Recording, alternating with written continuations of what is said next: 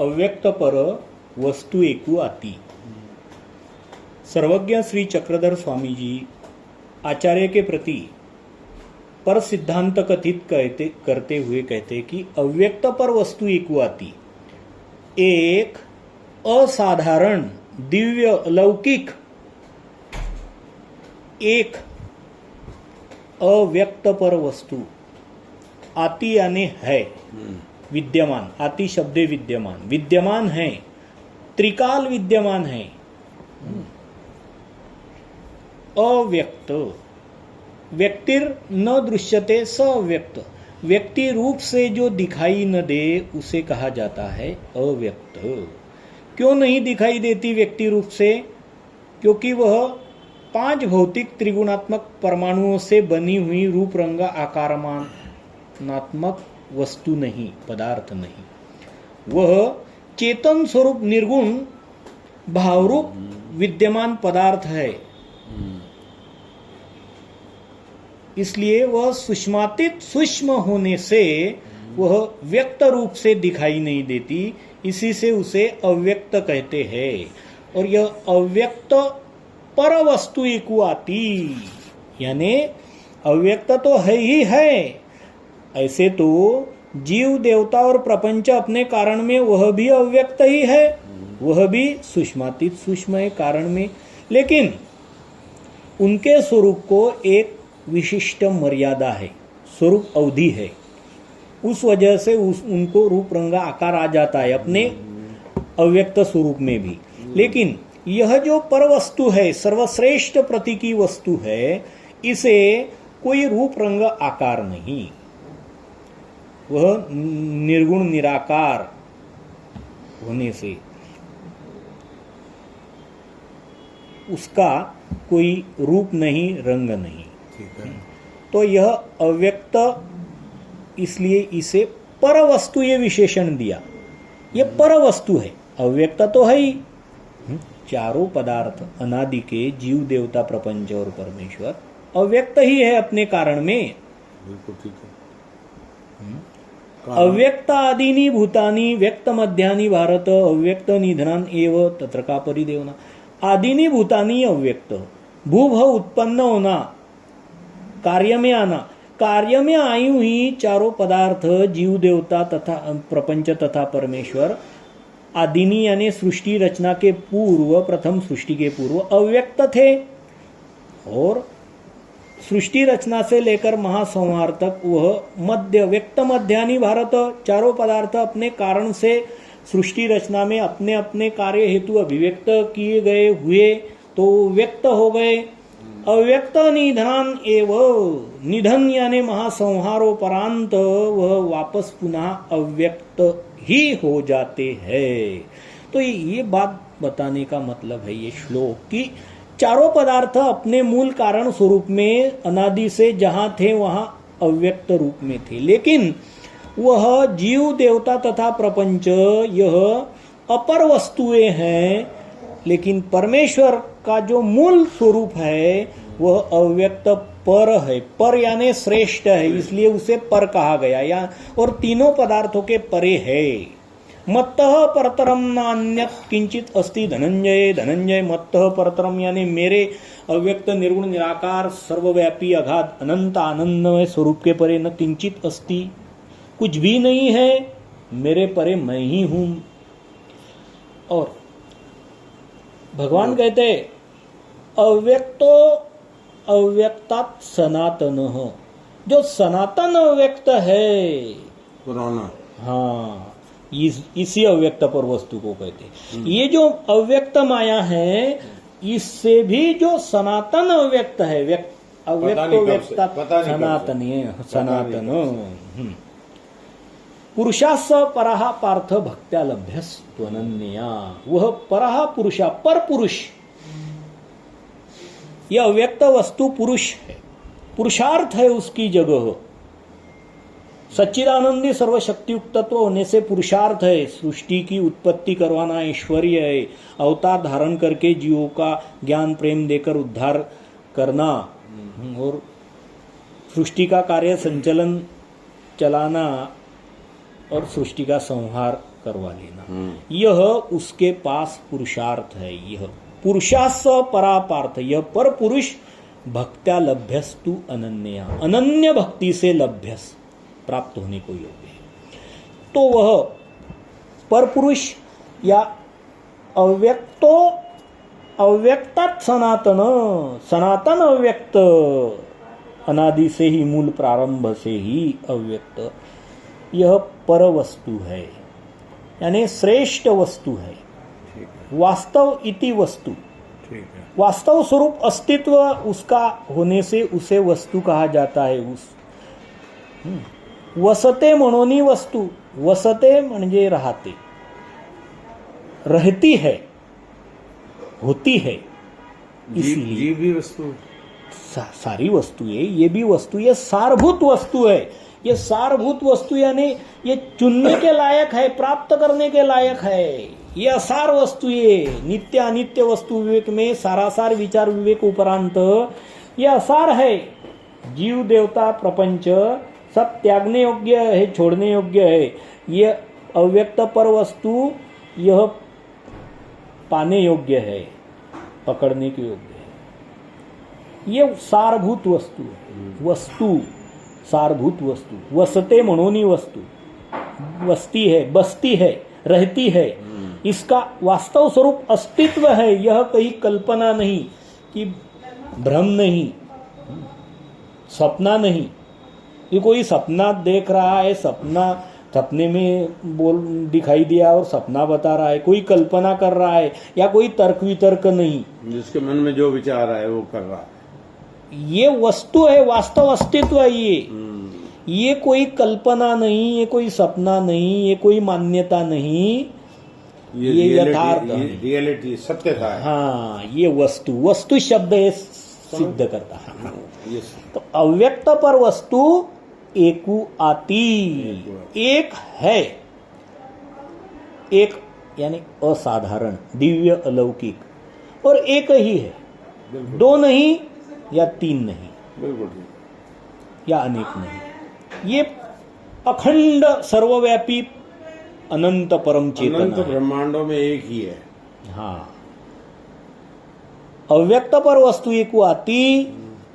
अब ये पर सिद्धांत बतलाते हैं यहां, इसे पर सिद्धांत कहा है।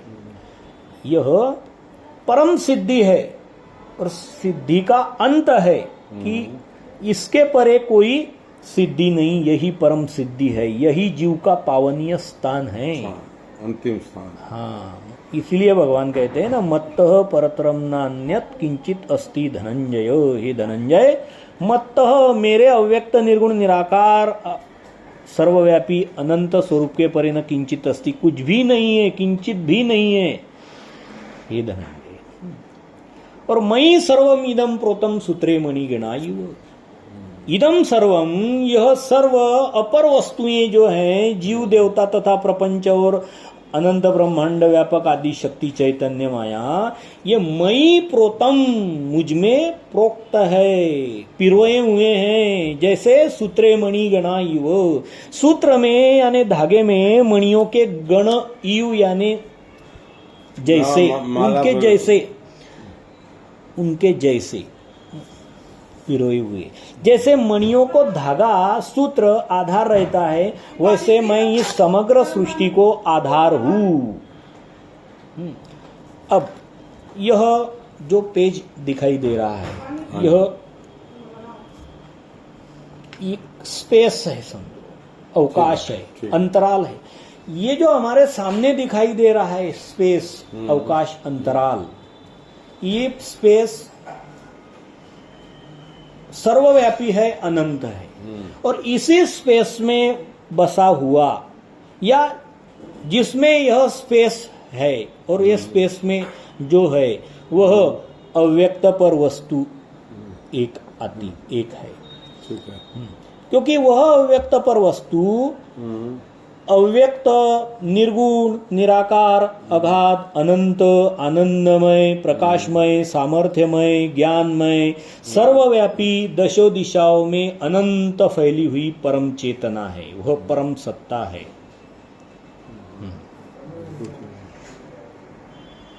तो इसी अव्यक्त पर वस्तु को भगवान श्री कृष्ण 15वें अध्याय में परमात्मा इस नाम से इंगित करते कि उत्तम पुरुष तू अन्य, तू यानी परंतु उत्तम पुरुष तो अन्य ही है, निराला ही है, तीसरा है। ये जो जीव और प्रपंच है उन दोनों से भिन्न, अक्षर तथा अक्षर दोनों से भिन्न परम अक्षर स्वरूप, परम अविनाशी परमात्मे इति उदाहृत, वह परमात्मा ऐसे कहा जाता है। परम यानी व्यापक और श्रेष्ठ, आत्मा यानी सबका प्राणभूत तत्व, या आत्म यानी उसका स्वरूप, स्वयमेव रूपम स्वरूपम, आत्मस्वरूप परम आत्मा इति उदाहृत ऐसे कहा जाता है। और वह यो लोक त्रयम आविश्य, जो तीनों लोकों में आ यानी पर्यंतम, विश्व यानी प्रविष्ट हुआ, बिभर्ती अव्यय ईश्वर हो, वह अविनाशी ईश्वर सबका धारण पोषण कर रहा है। तो यह जो माया के स्वरूप में रजतम सत्व से सृष्टि की त्रिविध रचना हुई है। ऊर्ध्वं गच्छन्ति सत्वस्ता, मध्ये तिष्ठन्ति राजसा, अधो गच्छन्ति तामसा। देवत्व सत्वगुण के अनुसार ऊर्ध्वगति देवत्व, मनुष्यत्व रजोगुण के अनुसार मध्य गति मनुष्यत्व, और तिर्यंचत्व तमोगुण के अनुसार अधोगति तिर्यंचत्व। यह लोकत्रयम, इन तीनों लोकों में, या स्वर्ग मृत्यु तथा पाताल स्थूल रूप से देखा जाए तो इनमें वह आविश्य यानी आ यानी इनके पर्यंतम, आ यानी पर्यंतम, इनके स्वरूप के भीतर पर्यंतम, विश धातु प्रवेशावाचक, प्रविष्ट हुआ, बिभर्ती अव्यय ईश्वर है, अविनाशी ईश्वर है। अब इसे अविनाशी ईश्वर कहा जाता है किसे? जो अव्यक्त पर वस्तु अनंत ब्रह्मांड व्यापक माया के स्वरूप में बसी है। एक ब्रह्मांड हो गए, ये अनंत ब्रह्मांड व्यापक आदि माया के स्वरूप में, माया के स्वरूप इतनी ही अवधि वाली अव्यक्त पर वस्तु जो है माया के स्वरूप में सर्वात्मक रूप से बसी हुई, वह अव्यय ईश्वर, क्योंकि यो लोक त्रयम आविश्य बिभर्ती अव्यय ईश्वर, तीनों लोकों में प्रविष्ट होकर वह अविनाशी ईश्वर बिभर्ती सबका धारण पोषण कर रहा है। आदि शक्ति चैतन्य मायादि प्रति ब्रह्मांड की 81 कोटि 1.25 ऐसी प्रति ब्रह्मांड की सारी देवताएं, प्रति ब्रह्मांड का कारण तथा कार्य प्रपंच, और अनंत ब्रह्मांडों में जो जीव अब माया के तम प्रदेश में अनंत जीव थे, वो चतुर्विध कर्म फलों में परिभ्रमंती पाए हुए हैं, उन सभी को वह अविनाशी ईश्वर धारण किए हुए हैं। तो इस अव्यक्त पर वस्तु को इस माया के स्वरूप के दायरे में, माया का उससे नित्य संबंध होने की वजह से ईश्वर कहा जाता है। क्यों? अधिकारी जीवों को परमेश्वर धारण करते हैं। तो ईश्वर यह जो नामना है वह माया के स्वरूप के भीतर माया का जिस अव्यक्त पर वस्तु से नित्य संबंध बना है, क्योंकि यह अव्यक्त पर वस्तु जो है वह केवल कही गई है निर्वचन प्रकरण में। केवलु तो केवल यानी सिर्फ एकमात्र वही, दूसरा जहां और कुछ भी नहीं, निखालस वस्तु का शुद्धतम अपना स्वयं स्वरूप जो अव्यक्त निर्गुण निराकार सर्वव्यापी दशो दिशाओं में अगाध अनंत है, वह केवल यानी सिर्फ एकमात्र वही अकेला है, दूसरा उसमें कुछ भी नहीं। तो दूसरी जो माया है वह उसमें संयोगिक भाव से नित्य संबंध को पहुंची हुई है। केवलु तो केवळीची नित्य संबंधे माया से, जो केवल अव्यक्त पर वस्तु भाव है वह उसके नित्य संबंध में माया से।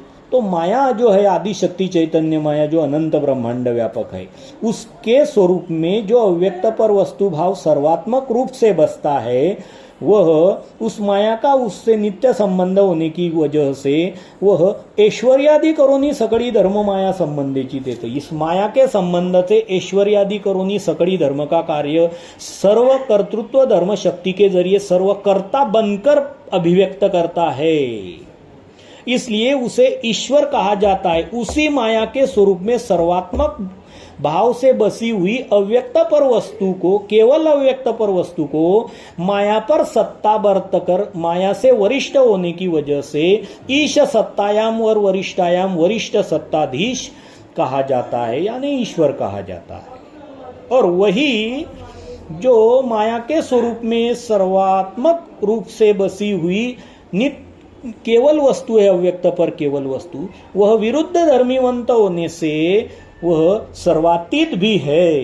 और वही माया का नित्य संबंध आने से माया के स्वरूप के जरिए सारे कार्य अभिव्यक्त करता है। ईश्वरीयादि करोनी सकळी धर्म माया संबंधीची तेथ जो अपने सृष्टि रचना की प्रवृत्ति माया को गोस्फुरण न्याय से जन्वाकर वो माया सृष्टि की रचना करती है और वह आप अवतार लेकर जीवों को ज्ञान तथा प्रेम उभय साधन प्रदान कर उद्धार करते हैं। सृष्टि का कार्य संचालन भी चैतन्य मायादि देवताओं के जरिए करवाते रहते हैं और सृष्टि का संहार भी करवाते हैं। तो यह सर्वकर्ता भाव माया के संयोग से आता है और वह ईश्वर फिर सर्वकर्ता होते हुए सर्व साक्षी है विरुद्ध धर्म होने से।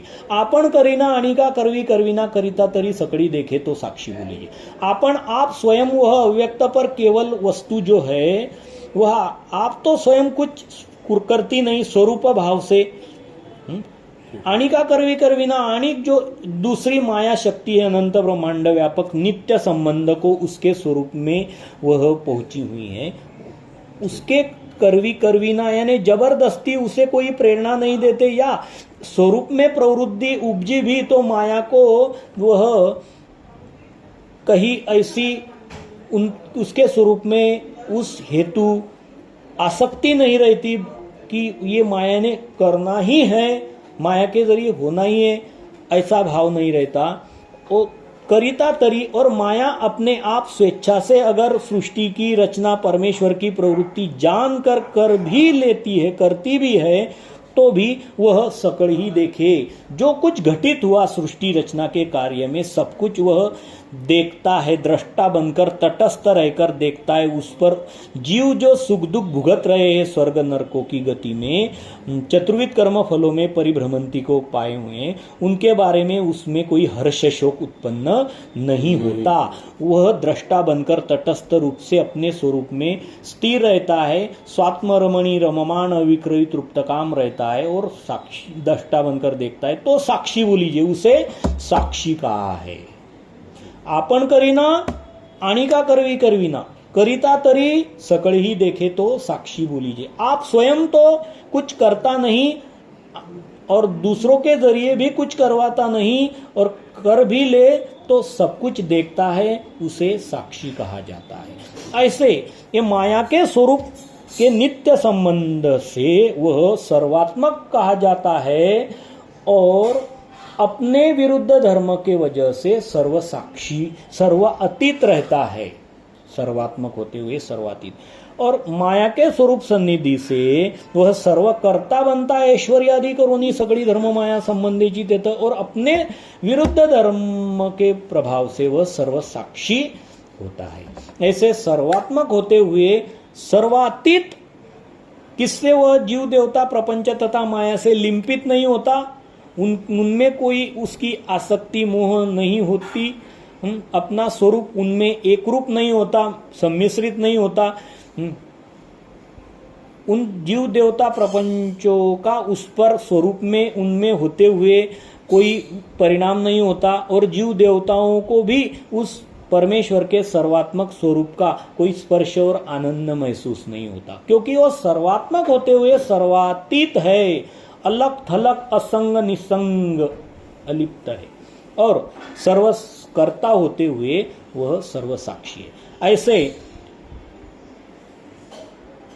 विरुद्ध धर्म इस माया के स्वरूप संयोग से माया के स्वरूप सन्निधि में जो अव्यक्त पर वस्तु एक है, नित्य केवल वस्तु, उसकी जगह विद्यमान होते हैं और माया के परे वही अव्यक्त पर वस्तु जो सर्वव्यापी अनंत फैली हुई है दशो दिशाओं में, उसकी जगह यह विरुद्ध धर्म नहीं होते, क्योंकि विरुद्ध धर्म होना उसके लिए दूसरा कोई ना कोई होना जरूरी है जिसके वो विरुद्ध हो। सर्व आत्मक कहने पर सर्व दूसरा कुछ तो है कि जो सर्व है कि सभी में वह आत्मक है, तो सभी वहां पर नहीं है। माया के परे सभी जीव देवता प्रपंच जो है तीनों या कोई और जो समझ लो कुछ भी नहीं है, तो सर्वात्मक कैसे होगा? सर्वात्मक ही नहीं तो फिर सर्वातीत भी नहीं कह सकते। वो सिर्फ है, वो सर्व कर्ता भी नहीं है, सर्व कुछ भी नहीं है कि सर्व का कर्ता बने, सभी का कर्ता बने, तो उसे सर्व कर्ता भी नहीं कहा जाए, क्योंकि सभी जो जीव देवता प्रपंच है उसमें नहीं है माया के परे, तो सर्वकर्ता नहीं कह सकते। फिर सर्वकर्ता ही नहीं तो जो किया जाए उसका साक्षी भी कैसे कहा जा सकता है? तो वो सिर्फ है, इसलिए उसे सत कहा जाता है। वो सत्य रूप से विद्यमान है, बस सत्य, और वह माया से परे व्यापक होने से उसे सत ब्रह्म कहा जाता है। सत ब्रह्म सत्य रूप से विद्यमान होती है। ब्रह्म बृहद इति ब्रह्म, बृहत्तर ब्रह्म, बृ धातु वाडित हो, जो बृहद रहता है उसे ब्रह्म कहते। बृहद यानी व्यापक, बड़ा, श्रेष्ठ, उसे ब्रह्म कहते। और बृहत्तर ब्रह्म, बृहत्तर यानी बृहत, उत्तर दिशा में फैला हुआ वह ब्रह्म। बृ धातु वाढीवाचक, बृ धातु बढ़ने वाला है, बृ धातु से ब्रह्म शब्द निर्मित होता है, जो बढ़ता ही चला गया है, बढ़ता ही चला गया है, बढ़ता ही चला गया है। स्वरूप दशो दिशाओं में अनंत फैला हुआ है। यस्य अंतम न विदु सुरासुरगणः देवाय तस्मै नमः मत्तः परतरम नान्यत किंचित अस्ति धनंजय। भाई अंतु का ही ऐसा, अंतु नवे तो अनंतु की, अनंतु तो अनंतु की, जो अनंत है वही एकमात्र अनंत है। ये रहोगे शांत, बाकी के सब जो है चैतन्य मायादि सारी जीव देवता प्रपंच शांत है, सम्यक प्रकार उसको अंत है, मर्यादा है। हाँ। तो अब ये माया के स्वरूप में जो है वो आनंद शब्द ईश्वर है, और ये अनंत ब्रह्मांड व्यापक आदि शक्ति चैतन्य माया है, वह चित माया। अब हालांकि ब्रह्म भी आनंदमय है, ईश्वर भी आनंद, क्योंकि एक ही अव्यक्त पर वस्तु के दो नाम है। तुमने ईश्वर की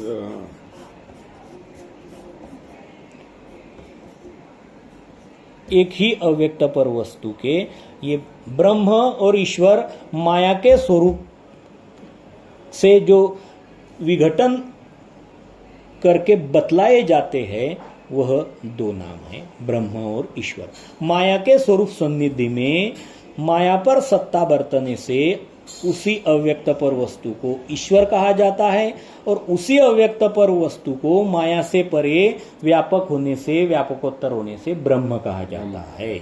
अब वह ईश्वर आनंद है और ब्रह्म भी आनंद है। हालांकि दोनों आनंद है, इसे हम परमानंद कह सकते हैं, क्योंकि वो परम यानी व्यापक है और भी व्यापक है, माया से भी व्यापक है, परमानंद है, और ईश्वर आनंद है। तो आनंद इस शब्द से ईश्वर कहा जाता है, और चित इस शब्द से माया कही जाती है। चित चेतने चित ज्ञाने, वह चेतन है और वह ज्ञान यानी सारे ब्रह्मांडों का, सारे जीवों के कर्मों के अर्जकत्व का, पाने वाले फलों का उसे ज्ञान है, इसीलिए उसे चित कहते हैं। सत चित और आनंद, ऐसा त्रयांश परमेश्वरु एकु आती।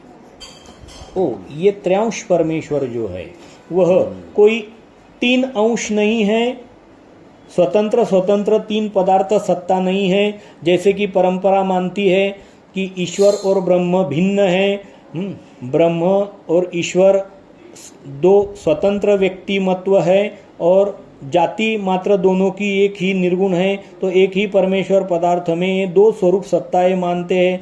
लेकिन स्वामी जी कहते हैं कि वह त्रयांश यानी तेथ अंश अंशिया ऐसा का ही भाव से वहाँ पर अंश यानी यह तीन अंश है या अंशिया, एक अंश से जन्म पाने वाले उत्पन्न वाले होने वाले तीन अंश है, ऐसा कुछ भी नहीं. ते तर अंश अंशिया ऐसा काही भाव असे, त्र्यांशु ऐसे निरूपावया दोषे म्हणजे. त्र्यांश ऐसा जो कहा गया वह निरूपण करने के लिए, निरूपण करने के खातिर कहा गया है, ताकि ते सकळाचे ज्ञान व्हावे. ते वह त्र्यांश ऐसा सकळाचे ज्ञान व्हावया. सकळ याने समग्र, टोटल जो त्र्यांशी सर्व शक्तियुक्तत्व है वह परमेश्वरत्व है, परम ऐश्वर्यत्व है. वह परम ऐश्वर्यत्व सूचित करने के लिए, इंगित करने के लिए ध्वनित किया त्र्यांश.